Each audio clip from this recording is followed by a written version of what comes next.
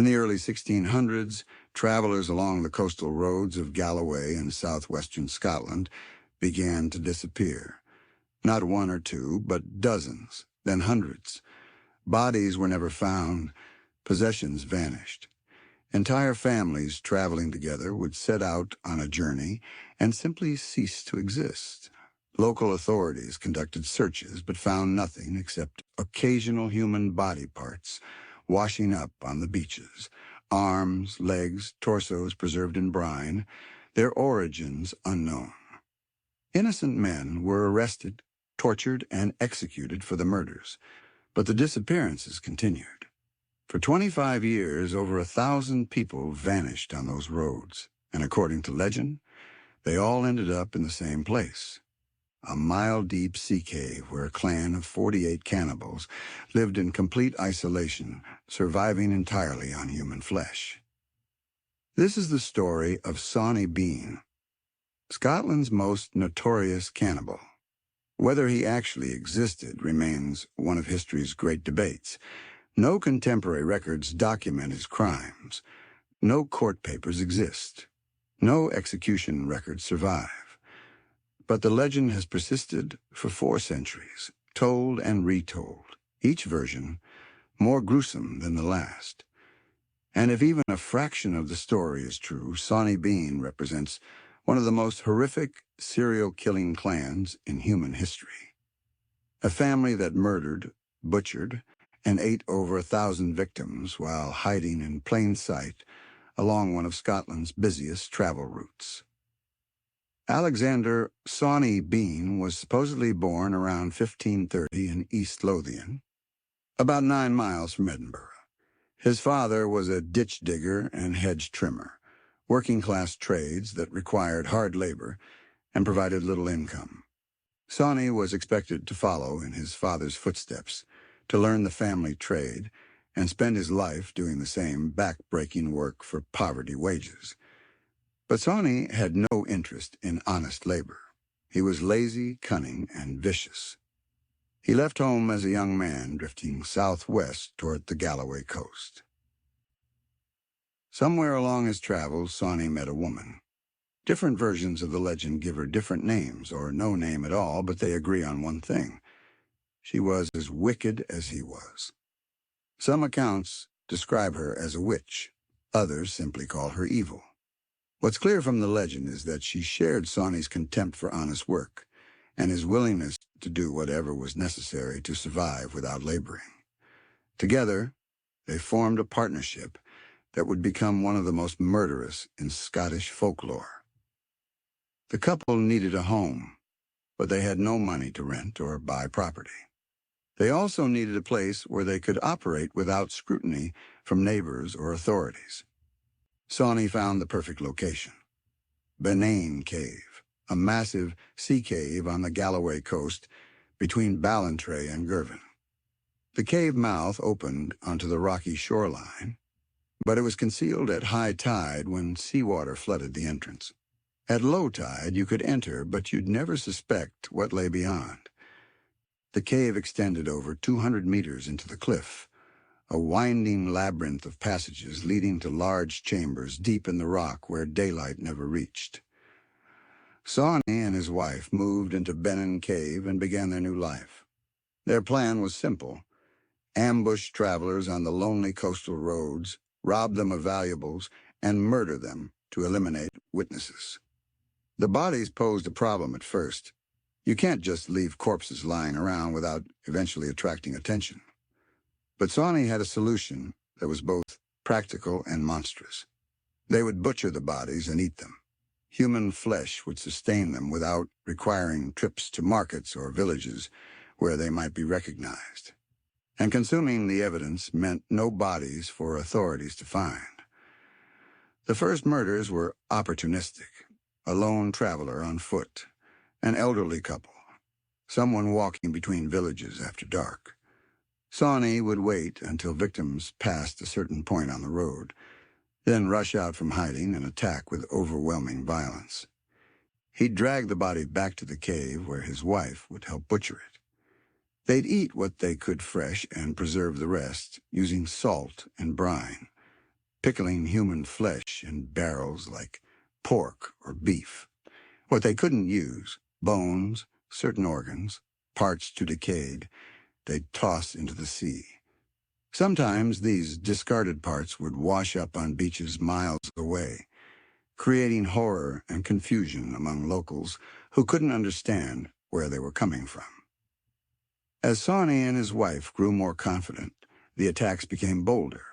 They refined their techniques, learning the best places to ambush victims, the most efficient ways to kill quickly, how to butcher bodies systematically.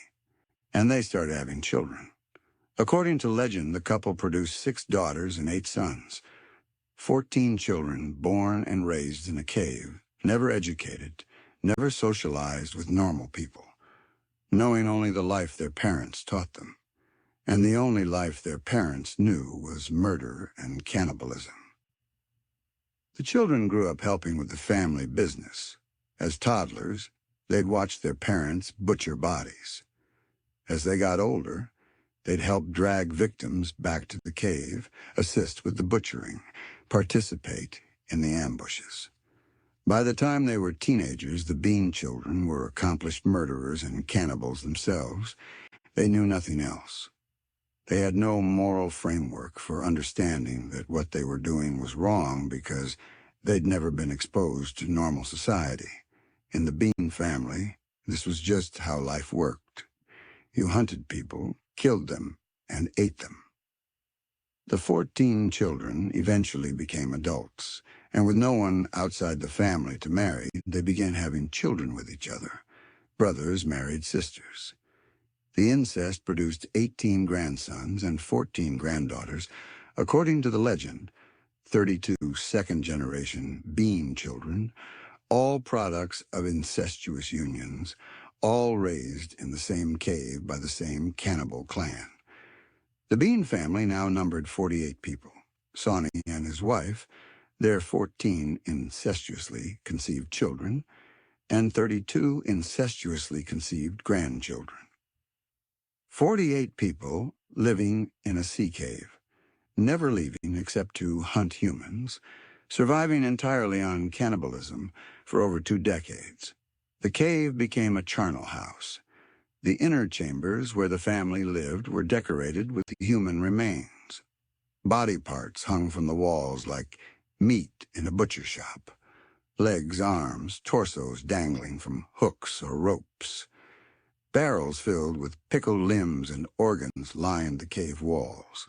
Piles of clothing, jewelry, watches, money, and personal effects from victims lay scattered throughout. Mountains of discarded bones from previous feasts accumulated in the darker recesses. And in the midst of this nightmare, 48 human beings lived, ate, slept, and bred. The attacks on travelers intensified as the clan grew. With more mouths to feed, they needed more victims. What had started as occasional opportunistic murders became systematic operations. The Bean clan would ambush groups of 6 or more people simultaneously using military-style tactics. They'd surround victims, cut off escape routes, and kill everyone with brutal efficiency. Men, women, children, it didn't matter. Everyone was food. The clan became so effective that they could attack small caravans and wipe them out before anyone could raise an alarm. The disappearances became impossible to ignore. Over 1,000 people went missing along the Galloway coast roads over 25 years. Entire families vanished without a trace. Merchants traveling with goods disappeared. Messengers sent between towns never arrived. The missing persons cases piled up, but authorities had no leads. They found no bodies, no murder scenes, no evidence of who was responsible. The only clues were the preserved body parts that occasionally washed up on beaches, grotesque discoveries that created panic but provided no answers. Local authorities conducted massive searches of the area. They scoured the forests, investigated suspicious individuals, arrested anyone who seemed remotely capable of such crimes. Innocent men were tortured into false confessions, tried, and executed for the murders. But the disappearances continued. Whoever was responsible remained undetected. The searchers never thought to investigate Bennane Cave thoroughly. The entrance was underwater at high tide, making it seem like just a small coastal cave. No one imagined that it extended 200 meters into the cliff, with large chambers capable of housing dozens of people. The Bean clan's downfall came, according to legend, because they finally encountered victims who fought back effectively.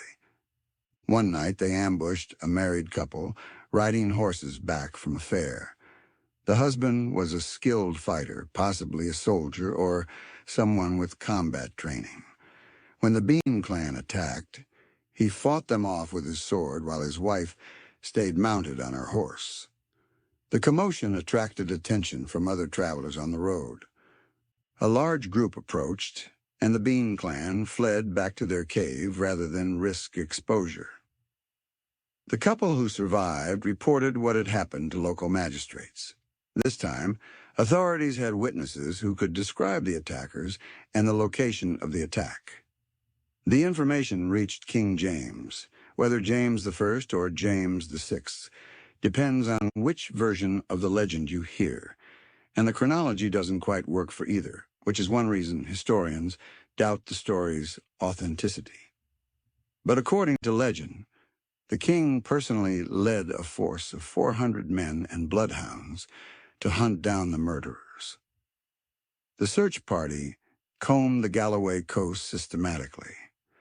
The bloodhounds picked up scents near Bennane Cave. The searchers approached cautiously at low tide when the entrance was accessible. They entered with torches, swords drawn, prepared for a fight, but not prepared for what they would actually find. The cave entrance seemed small and unremarkable, but as they progressed deeper, following the twisting passages into the cliff, the full horror of the Bean clan's lair revealed itself. The torchlight illuminated human body parts hanging from the cave walls. Dozens of legs, arms, and torsos suspended like meat in storage. Barrels filled with the pickled human flesh lined the passages. Piles of clothing and personal effects, watches, rings, money pouches, shoes, coats, lay scattered throughout the chamber. Mountains of bones from previous victims filled the corners. The smell must have been overwhelming. Rotting flesh, brine, human waste, death. And in the midst of this nightmare, 48 members of the Bean clan tried to flee or fight. The king's men were vastly superior in numbers and training. The Bean clan fought, but they were quickly overwhelmed. All 48 were captured alive, Sawney, his wife, their 14 children, and 32 grandchildren. Some of the soldiers stayed behind to gather up the human remains visible in the cave and bury them in the sand. The rest marched the Bean clan to Edinburgh, where they were imprisoned in the Tolbooth jail to await justice. But there would be no trial. The crimes were considered so heinous, so beyond the scope of normal evil, that the usual justice system was abandoned. The entire Bean clan, all 48 members, were sentenced to death without trial. The executions were designed to be as brutal as the crimes they'd committed. The 27 men of the clan were taken first. According to legend, their hands and feet were severed, and they were left to bleed to death slowly while their wives, mothers, sisters, and daughters were forced to watch.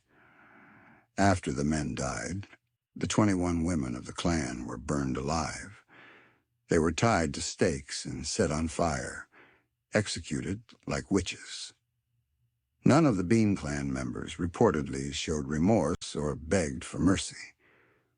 Some accounts say they cursed their executioners and died defiant, believing until the end that they'd done nothing wrong.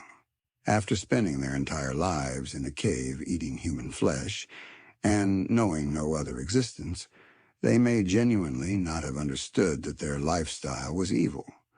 For the Bean children and grandchildren, cannibalism was normal. It was all they'd ever known. So, did Sawney Bean actually exist? The honest answer is, probably not. There are significant reasons to doubt the story's historical accuracy. First, no contemporary records exist. Scottish court records from the 16th and early 17th centuries are extensive, especially for major crimes. The execution of 48 people for mass murder and cannibalism would have generated paperwork, arrest records, and execution orders, witness statements. None exist. No historian has found any document from the period mentioning Sawney Bean or the cave murders. Second, the timeline doesn't work. Different versions place Sawney Bean in different centuries, and none of the dates align properly with the kings supposedly involved. The story mentions King James leading the search party, but whether it's James the 1406 to 1437 or James the 6th, 1567 to 1625, depends on which account you read, and neither chronology fits well with other details in the story. This suggests the legend accumulated details over time rather than being based on specific historical events. Third, the story first appears in print in the early 18th century, at least 100 years after the events supposedly occurred. The earliest known written version is in the Newgate Calendar, an English collection of criminal tales published around 1700. The story then spread through chapbooks and broadsheets in the 1700s and 1800s, but there's no evidence of the story existing before 1700, which is suspicious for events that supposedly happened in the 1500s or 1600s. If the Bean clan really murdered 1,000 people, you'd expect earlier written references. Fourth, the story shares elements with other legends and anti-Scottish propaganda from the period. In the 1600s and 1700s, English writers frequently portrayed Scots as barbaric, uncivilized, and savage. Tales of Scottish cannibals fit this propaganda narrative.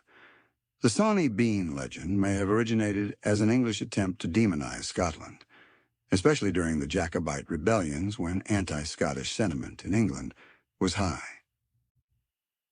But absence of evidence isn't evidence of absence.